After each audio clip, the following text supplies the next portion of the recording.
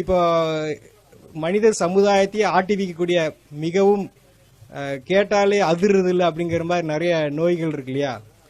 அதை வந்து நீங்க நினைக்கிற மாதிரிலாம் அவ்வளோ பெரிய விஷயம்லாம் கிடையாது. ரொம்ப ரொம்ப கேவலமான ஒரு மட்டமான விஷயம். அதை இவ்வளோ பெரிய பூதாகாரமா அதைய கொண்டு வரதுக்கு எந்த அர்த்தமும் இல்லை. நீங்க கேள்விப்பட்டிருங்க அதிக ரத்த அழுத்தம் இல்லையா? இப்போ இந்த அதிக ரத்த அழுத்தத்துக்கு பாத்தீங்கன்னா பிரஷருக்கு பல வருஷம் மாத்திரை சாப்பிட்டு இருப்பாங்க. அப்போ இந்த ரத்த அழுத்தத்தை குணப்படுத்துவதற்கு ஏதாவது ஒரு முறை இருக்கா அப்படின்னா அது ஒரு மிகப்பெரிய ப்ராசஸ். நீங்க கேள்விப்பட்டிருக்க மாட்டீங்க, நம்ம அன்றாடம் பயன்படுத்தக்கூடிய வெண்டைக்காய் இருக்கு இல்லையா? வெண்டைக்காய், அந்த வெண்டைக்காயை வந்து நல்லா ஒரு 10 நிமிஷம் வெந்நீரில் ஊற போட்டு கொஞ்சம் சாஃப்ட் ஆயிட்டு நல்ல மென்னு, பாஸ்கர் ஐயா சொல்ற மாதிரி நல்ல மென்னு உமிழ்நீரோட கலந்து சாப்பிட்டாங்கன்னா 3 நேரம், காலையில மத்தியானம் நைட் 3 நேரமும் உணவுக்கு முன்னாடி ஒரு 4 வெண்டைக்காய் கரெக்டா 3 நாள் கழிச்சு மறுபடியும் பிரஷர் பார்த்தா நார்மலா இருக்கு. நார்மலா இருக்குங்கிறது அவளுக்கு அந்த சிம்டம்ஸ் இருக்காது, நல்லா ஆயிடும். ஸோ ரத்த அழுத்தத்தை எந்த மாதிரி நிலை இருந்தா சரி, அந்த கிட்னியே ஃபெயிலியர் ஆகிற அளவுக்கு ரத்த அழுத்தம் இருந்தா கூட அதை குணப்படுத்தக்கூடிய ஆற்றல் எதுல இருக்குங்க? வெண்டைக்காயில இருக்குது. அப்புறம் ரெண்டாவது பாத்தீங்கன்னா ரொம்ப இருதயம், ஹார்ட் சம்பந்தப்பட்ட கார்டியா நிறைய வந்து கார்டியா வாஸ்குலர் டிசீஸ் ரொம்ப நிறைய வருது. ஸோ அந்த மாதிரி இருதய சம்பந்தப்பட்ட பிரச்சனைகளுக்கு வந்து எந்த மாதிரி தீர்வு? இருதயம் ஏன் பலகீனமா அடையுது அப்படின்னா உடம்புல வந்து துவர்ப்பு சத்து இருக்கு பாத்தீங்களா? அந்த துவர்ப்பு சத்து வந்து ரொம்ப கம்மியா இருக்கு. அந்த துவர்ப்பு சத்து நம்ம சாப்பிடுறது ரொம்ப ரொம்ப குறைவு. அப்ப ரத்த குழாய்கள் நல்லா சுருங்கி விரியணும், ரத்தம் வெளியேற்றக்கூடிய இருதயம் நல்லா சுருங்கி விரியணும்னா அதுக்கு துவர்ப்பு நிறைய வேணும். துவர்ப்பை வந்து தனியா சாப்பிட்றதுக்கு பதிலாக துவர்ப்பை வந்து உணவா சாப்பிட்றது நல்லது. ஆக நம்ம எந்த இடத்துக்கு போனாலும் ஒரு விசேஷத்துல வந்து முன்னாடி என்ன வச்சிருக்காங்க? வாழை மரம், வாழைக்காயை வந்து தொங்க வச்சிருக்கிறாங்க. ஆக அந்த வாழைக்காயை வந்து தோலோட, அந்த வாழைக்காயை வந்து தோலோட மிக சன்னமா கட் பண்ணி ஒன்று தேங்காய் எண்ணெய் அல்லது தேன் அல்லது சும்மாவே மென்று சாப்பிடலாம். அப்படி சாப்பிட்டாங்கன்னா அவங்களுக்கு ரத்த குழாய்கள் நல்லா சுருங்கி விரிஞ்சு இருதயம் நல்லா சுருங்கி விரிகிறப்போ அந்த பிளாக்ஸ், அது போக இந்த ஹார்ட் சம்பந்தப்பட்ட எஃபிஷியன்சி இப்போ 30-40% தான் இருக்குன்னு சொல்றாங்களே இருதயத்தினுடைய, அது எல்லாமே பாத்தீங்கன்னா படிப்படியா 2 வாரத்துல 70-80 வந்து டச் பண்ணிருக்கு. எதனால? ஒரு வாழைக்காயினால. வாழைக்காயோட காஸ்ட் எவ்வளவு ஆகுதுங்க? ஒரு காய் வந்து 5 ரூபா. அப்படி இருக்கிறப்போ ஒரு 2 வாரத்துல பாத்தீங்கன்னா எந்த மருத்துவத்தினாலையும் கொடுக்க முடியாத ஆற்றலை வந்து அந்த வாழைக்காயால கொடுக்க முடியும். அப்புறம் பாத்தீங்கன்னா 3வது, இன்னைக்கு மிகவும் காஸ்ட்லியான ஒரு வியாதின்றது கேன்சர் இல்லையா? கேன்சரை வந்து ஏன் அந்த கேன்சர் வந்து உடம்புல இவ்வளவு தூரம் வருது அப்படின்னா நம்ம உடம்புல வந்து பாஸ்பரஸ் சொல்லிட்டு ஒரு சத்து இருக்குது. அந்த பாஸ்பரஸ் வந்து சீக்கிரமா உடம்பு விட்டு வெளியேறிடும். அது ஏன் வெளியேறுதுன்னா நம்ம சாப்பிட்ற எல்லாமே அசிடிக் ஃபுட், புளித்த உணவு எல்லாமே சமைச்சு சமைச்சு நிறைய சாப்பிட்றதுனால உடம்புல இருக்கக்கூடிய பாஸ்பரஸ் வந்து வெளியேறிட்டே இருக்கும். அப்போ உடம்புக்கு எல்லாருமே வந்து அசிடிக் பாடியா மாறிடுச்சு. அதை வந்து காரத்தன்மையும் சேர்த்து நியூட்ரலா இருக்கும். அது போல நிலை வந்துருச்சு அப்படின்னா நமக்கு கேன்சர் வந்து வராது. அப்போ உடம்ப வந்து 2-3 நாள்ல வந்து அந்த புளிப்புத்தன்மையிலிருந்து விடுவிச்சு நார்மலுக்கு கொண்டு வரணும்னா அதுக்கு கடவுள் படைச்சிருக்க காய்க்கு பேர் வந்து பூசணிக்காய். இந்த வெள்ளை பூசணிக்காய அந்த தோலோட, அந்த மேல் தோல் இருக்கு இல்லைங்களா, அந்த தோலோட நல்லா மிக்சியில போட்டு அரைச்சு அதை வடிகட்டி ஜூஸ் குடிக்க குடிக்க என்ன ஆகும்னா கொஞ்சம் கொஞ்சமா அந்த கேன்சர் அல்சருங்கிறது என்ன ஆகுங்க, புண்ணு ஆற ஆரம்பிச்சிடும். அவங்க கேன்சர் வந்து வெளியில வந்துருவாங்க. வெளியில வந்துகிட்டு இருக்கிறாங்க, வெளியில நிறைய பேர் வந்திருக்காங்க. எதனாலங்க? ஒரு வெள்ளை பூசணிக்காய். வெள்ளை பூசணிக்காய் எவ்வளவு இருக்குங்க? அதிகபட்சம் 10 ரூபாய்க்கு இருக்கும். அந்த பாட்டிலாம் உழவர் சந்தையில் உட்கார்ந்து இருப்பாங்க, பாவமா இருக்கும், யாரும் சரியா வாங்க மாட்டாங்க, மிச்சத்தை எரிச்சிட்டு எப்படி வேடிக்கை பார்த்துட்டு இருப்பாங்க. அவ்வளோ பெரிய ஆற்றல் வந்து வெள்ளை பூசணிக்காயில இருக்கு. இன்னைக்கு நம்ம கேட்டிருக்கிறோம் நிறைய வந்து டயாலிசிஸ் பண்ணிட்டு இருக்கிறாங்க, வாரத்துக்கு ஒரு தடவை, வாரத்துக்கு 2 தடவை. அதுக்கு கொடுக்கக்கூடிய நம்ம அது கொடுக்கக்கூடிய அமௌண்ட், உடல் உழைப்பு இதெல்லாம் இருக்கு பாத்தீங்களா? இந்த உடம்புல நீர் சரியாக பிரியவில்லை, உடம்புல இருக்கக்கூடிய நீர் சரியாக வெளியேறல. அந்த ஒரு சூழ்நிலை, அது நெஞ்சில் இருக்கலாம், தலையில் இருக்கலாம், வயிற்றுல இருக்கலாம், காலில் இருக்கலாம், அத்தனை இடத்துல வந்து நீர் கோர்த்து இருக்கும். அந்த நீரை வெளியேற்றுவதற்கு உலகத்துல கடவுள் படைச்சிருக்கிற காய் வந்து கத்திரிக்காய். கத்திரிக்காய் வந்து உடம்புல இருக்கக்கூடிய எந்த மாதிரி ஒரு நீரா இருந்தாலும் வெளியேற்றிடும். அந்த அதை எப்படி பண்ணலாம்னா ஒரு 2 கத்திரிக்காயை 2 தக்காளியை வந்து ஒரு அரை மணி நேரம் வெந்நீரில் ஊற வச்சுட்டு நல்லா மிக்சியில் அடித்து வடித்து ஜூஸை குடிக்க என்ன ஆகுனா சிறுநீர் பிரிய ஆரம்பிச்சிடும். ஸோ அவங்களுக்கு யூரிக் ஆசிடோ கிரியேட்டினோ எதுவாக இருந்தாலும் கொஞ்சம் கொஞ்சமாக வந்து ரிவர்ஸ் ஆகும். இந்த கத்திரிக்காயை நம்ம ரெகுலராகவே வாழ்க்கையில் பயன்படுத்திகிட்டே இருந்தேன்னா நமக்கு வந்து இந்த கிட்னி ஃபெயிலியருங்கிற நிலை வந்து நமக்கு வராது. அவ்வளோ சிறப்பான காய் வந்து கத்திரிக்காய். அப்போ அதுக்கு நாம் எவ்வளோ ஸ்பெண்ட் பண்ணுறோம் அப்படின்னா அதுவும் பெரிய விஷயம் இல்லை. பீன்ஸ் காஸ்ட் கொடுக்குற அளவுக்குலாம் அதெல்லாம் அவ்வளோ பெரிய விஷயம் இல்லை. இது நடந்திருக்கு.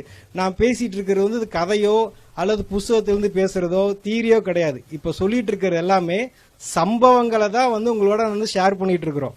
ஏதோ போட்டிருக்கிறாங்க அதை நெட்டில் பார்த்ததுல அப்படிலாம் கிடையாது. ஒவ்வொரு விஷயத்தையும் சம்பந்தப்பட்ட அனுபவத்தோடு நம்ம இங்கே பேசிட்டு இருக்கிறோம். இப்போ நீங்கள் நிறைய கேள்விப்பட்டிருங்க நியூராலஜிஸ்ட், நரம்பு சம்பந்தப்பட்ட டாக்டர். அப்போ நியூராலஜிஸ்ட்டுக்குன்னு நம்ம வந்து இன்னைக்கு பார்த்தீங்கன்னா நிறைய உருவாகிட்டே இருக்கிறாங்க. இந்த நிகழ்காலத்தில் பார்த்தீங்கன்னா உடம்புல ஸ்ட்ரெஸ் அதிகமாகி என்ன அழுத்தங்கள் காரணமாக நரம்புகள் பலகீனமாகுது. தலைவலி, பேரலிசிஸ், பக்கவாதம் இந்த மாதிரி வருது. மெயினாக லேடிஸ்க்கு வந்து ஸ்ட்ரெஸ் ஜாஸ்தியாக இருக்குது மென்சஸ் டைம்லலாம். ஸோ இந்த மாதிரி இந்த நரம்புகளுடைய பலகீனம் உடம்புல பல விதத்தில் தெரியும். அந்த மாதிரி இருக்கிறப்போ கொத்தவரங்காய் இருக்கு இல்லைங்களா, ஒரு கொத்தவரங்காய் 10 கொத்தவரங்காயும் ஒரு முழு எலுமிச்சம்பழத்தையும் நல்லா ஜூஸ் போட்டு வடித்து குடித்தாங்க அப்படின்னா கொஞ்சம் கொஞ்சமாக நரம்பு தளர்ச்சி சரியாயிடும். மெயினாக இந்த பீரியட்ஸ் ஆகிறப்போ 20 நாள் 15-20 நாள்லாம் நிறைய பேருக்கு பீரியட்ஸ் ஆகிட்டே இருக்கும். அந்த விஷயங்கள்லாம் பார்த்தீங்கன்னா அடுத்த ஒரு நாளைக்கு 3 தடவை குடிச்சாங்கன்னா 3 நாளில் அந்த ப்ராப்ளமே சரியாயிடும். எதுங்க? கொத்தவரங்காய் எலுமிச்சம்பழமும் ஜூஸ் போட்டு குடிச்சா. ஸோ அவ்வளோ பெரிய ஆற்றல் இருக்குது கொத்தவரங்காய்க்கு. அது பக்கவாதம்னு சொல்லிட்டு பெட் ரிட்டனாக படுத்திருக்காங்க இல்லைங்களா, நரம்புகள்லாம் செயலிழந்து அதையே கூட குணப்படுத்தக்கூடிய ஆற்றல் வந்து கொத்தவரங்காய்க்கு இருக்குது.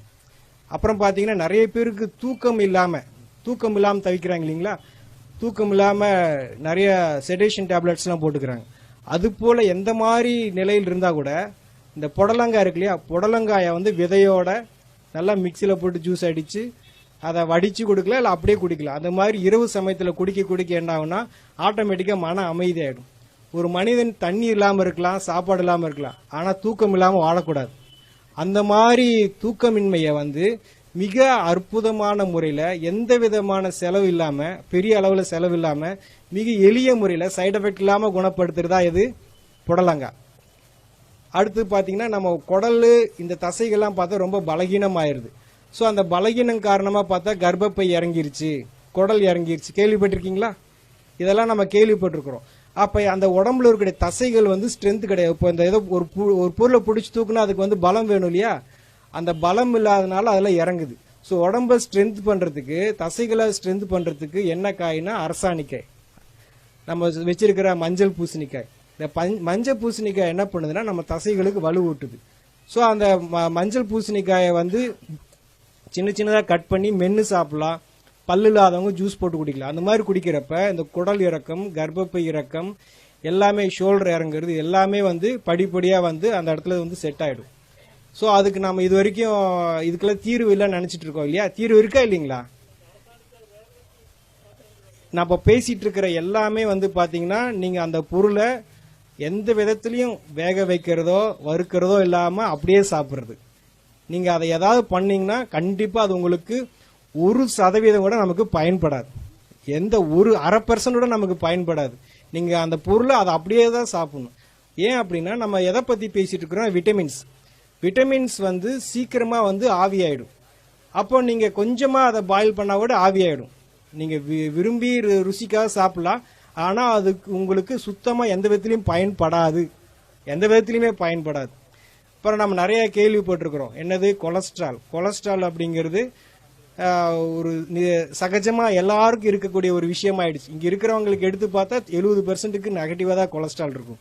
ஸோ அந்த கெட்ட கொழுப்பு எப்படி உடம்பு விட்டு நீங்கும் அப்படின்னா, உடம்புல வந்து எந்த மாதிரி கொழுப்பாக இருந்தாலும் அந்த கொழுப்பை வந்து தசையிலிருந்து தோலிருந்து கொஞ்சமாக நீக்கி வெளியே அனுப்புறதுக்கு தான் கோவக்காய் என்ன பண்ணுதுன்னா கொஞ்சமாக அந்த கெட்ட கொழுப்பை உடம்புல இருந்து நீக்கி அந்த ட்ரைகிளிசரைடு, எல்டிஎல் இதெல்லாம் வந்து கொஞ்சமாக நீக்கி உடம்பு வந்து சுத்தமாக வச்சுக்கும். ஃபேட்டி லிவர்னு சொல்லுவாங்க. அதெல்லாத்தையும் கூட இந்த கோவக்காய் வந்து மிக அற்புதமான முறையில் சரி பண்ணிடும்.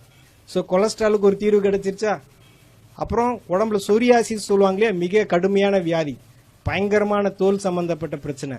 அந்த மாதிரி சொரியாசிஸ்க்கு வந்து ட்ரீட்மெண்ட்ல நிறைய பேருக்கு சர்ஜரி லெவல்ல போறாங்க. அந்த மாதிரி சர்ஜரி எல்லாம் இல்லாம சாதாரணமான முறையிலேயே வந்து சரிப்படுத்துறதா வந்து கோவக்காய். கோவக்காய்க்கு மீறின ஒரு பொருள் கிடையாது. இந்த வெள்ளையா இருக்குல்லையா, ஒயிட்ல எல்லாம் வெள்ளை வெள்ளையா பேச்சஸ் வருது. இந்த மாதிரி வெள்ளையா இருக்கக்கூடிய பேச்சஸ்க்கு கூட இந்த கோவக்காயை சாப்பிட்டு மீண்டும் அந்த கலர் வந்திருக்கு. கோவைக்காய் அதோட கோவை இலை கிடைச்சா அதோட ரொம்ப சிறப்பு. சரிங்களா? கொலஸ்ட்ராலுக்கு சரி, இந்த மாதிரி ஸ்கின் ப்ராப்ளத்துக்கு எல்லாத்துக்குமே கோவக்காய் நல்லா கேட்கும். அடுத்து பார்த்தா சுவாசத்துல நமக்கு வந்து சரியான ஆக்சிஜன் பற்றாக்குறை இருக்கனால தான் இந்த ஆஸ்துமா, வீசிங் இதெல்லாம் வருது. ஸோ அந்த மாதிரி சுவாச சம்பந்தப்பட்ட பிரச்சனைக்கு உடம்புல அதிகமான ஆக்சிஜன் பிராணனை கொடுக்கக்கூடியது தான் வந்து முருங்கை இலைய கீரையை ஜூஸ் போட்டு குடிக்கலாம். அல்லது முருங்கை விதை இருக்கு பாத்தீங்களா, அது முத்துன முருங்கை விதைய வந்து எண்ணெய் பசை இருக்கும், அதை வந்து அப்படியே வாயில பபுள்க மாதிரி சப்பி சாப்பிடணும். இது மாதிரி பண்ணிட்டு வர எப்பேற்பட்ட எவ்வளவு காலமான நீண்ட கிரானிக்கா இருக்கக்கூடிய ஆஸ்துமா, வீசிங் கூட சரியா. முருங்கை கீரையும் முருங்கை விதையும் சேர்க்க சுவாசத்தினுடைய ஃப்ரெஷ்னஸ், ஏன்னா உடம்புல சுவாசம் ரொம்ப முக்கியம் இல்லையா, அதனால அதுக்கு ரொம்ப முக்கியத்துவம் இருக்குது. முருங்கைனால வந்து எந்த மாதிரி சுவாச சம்பந்தப்பட்ட பிரச்சனைகளும் சால்வ் பண்ண முடியும்.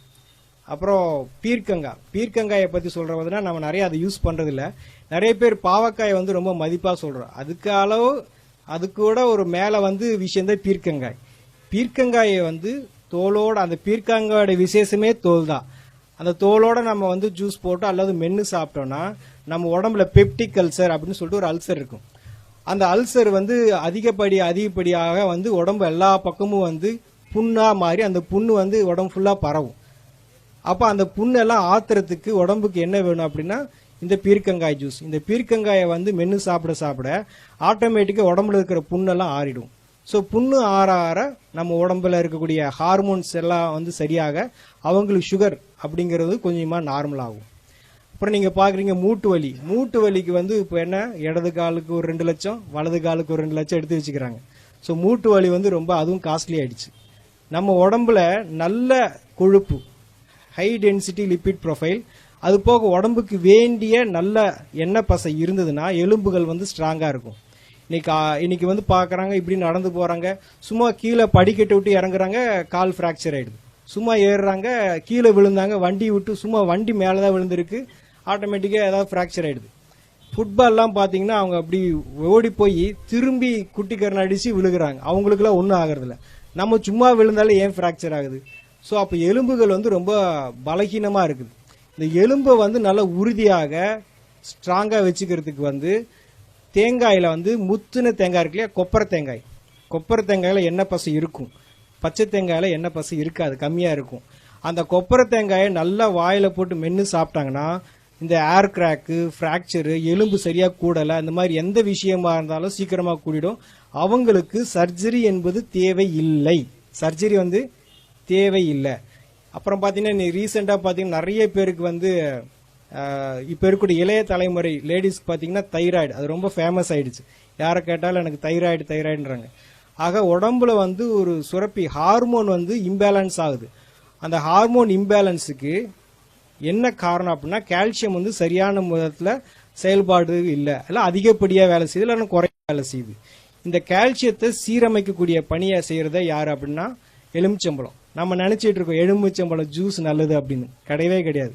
நீங்க குடிக்கக்கூடிய அந்த எலுமிச்சம்பழம் ஜூஸ் வந்து சுத்தமா யாருக்குமே பயன்படாது. எலுமிச்சம்பழம் தோல் இருக்கு பாத்தீங்களா, அதுலதான் ஊட்டச்சத்து இருக்கு. எலுமிச்சம்பழத்தை தோலோட மிக்சியில ஜூஸ் போட்டு அடிச்சு குடிக்கலாம், அல்லது தோலை மட்டும் கொஞ்சமா வாயில மென்னு சாப்பிட ஹார்மோன் இம்பேலன்ஸ் வந்து சரியாகும். நான் சொன்னிருந்த எந்த விஷயமும் வந்து நிகழ்காலத்தை நீங்க யார் செஞ்சாலும் 100க்கு 100% அது வேலை செய்யும். அது எந்த விதத்திலும் யாரையும் ஏமாத்தாது. ஆகலாம், பார்க்கலாம், செய்யலாம், நடக்கலாம், அப்படிலாம் எதுவுமே கிடையாது. நீங்க செஞ்சு பார்க்கணும். ஆக நாங்க என்ன சொல்றோம்னா, குணப்படுத்துறதுக்கு நாங்க தயார், நீங்க குணமாகறதுக்கு நீங்க தயாரான்னு கேட்கிறோம்.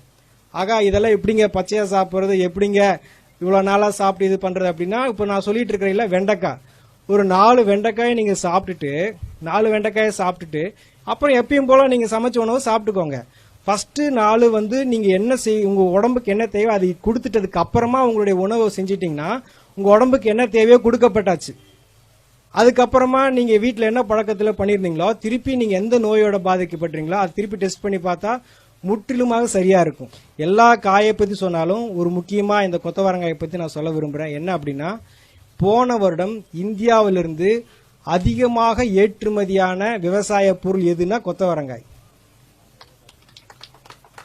எதுக்கு கை தட்டுறீங்க? எதுக்குன்னே தெரியாது, எதுக்கு கை தட்டுறீங்க? கொத்தவரங்காய் எதுக்கு வாங்கிட்டு போறாங்கன்னு தெரியுமா? நம்ம வாங்கலன்னு தலை தான் குனியணும். ஏன் வாங்குறாங்கன்னு தெரியுமா? அந்த கொத்தவரங்காயில கிளஸ்டர் பீன் ஆயில் ஒரு எண்ணெய் பசை இருக்குது. கொத்தவரங்காய்க்குள்ள ஒரு எண்ணெய் பசை இருக்கு. அந்த எண்ணெய் பசை ராக்கெட் லான்ச்சுக்கு யூஸ் பண்றதா அவங்க சொல்றாங்க. நான் ராக்கெட் லான்ச் யூஸ் பண்றோம், ஆள் குழாய் குளறுகளுக்கு இந்த எண்ணெய் பசை ரொம்ப முக்கியம் அப்படின்னு சொல்லி சொல்றாங்க. ஆனா ஒரிஜினலா அது நரம்பு சம்பந்தப்பட்ட எல்லா பிரச்சனையும் சால்வ் பண்ணும். அந்த ஒரு காய் மட்டும் நம்ம எல்லாரும் பயன்படுத்தணும்னா மொத்த மருத்துவ உலகமே ஸ்தம்பிச்சு போயிடும். அவ்வளோ ஆற்றல் இருக்கு அந்த கொத்தவரங்காய்க்கு. பீரியட்ஸ் ஆகிறப்போ, பீரியட்ஸ் ஆகிறதுக்கு 2 நாள் முன்னாடி, பீரியட்ஸ் ஆகிறதுக்கு பின்னாடி 2 நாள், 5 நாள் கண்டிப்பா கொத்தவரங்காய எலுமிச்சம்பழத்தோட ஜூஸ் போட்டு குடிச்சாங்கன்னா அவங்களுக்கு இந்த மாதிரி யூட்ரஸ் ஃபைபார்டு, பிசிஓடி, எந்த பிரச்சனை, பெயின், பேக் பெயின், வயிற்று வலி, தலைவலி, தலை சுத்துறது, எந்த இது இல்லாம சுமூகமா அந்த நாட்களை எளிமையா கடந்து போயிருவாங்க. B12 சொல்லிட்டு ஒரு விட்டமின், அது முருங்கை விதையில அவ்வளவு இருக்குது. அதை விட்டுட்டு எல்லாம் புரோக்கோலியும் சாப்பிட்டு இருக்காங்க 200-300 ரூபா கொடுத்துட்டு. இதை பற்றின எல்லா தகவலும் vegetableclinic.com ஒரு வெப்சைட் இருக்கு, அதுல கிடைக்கும்.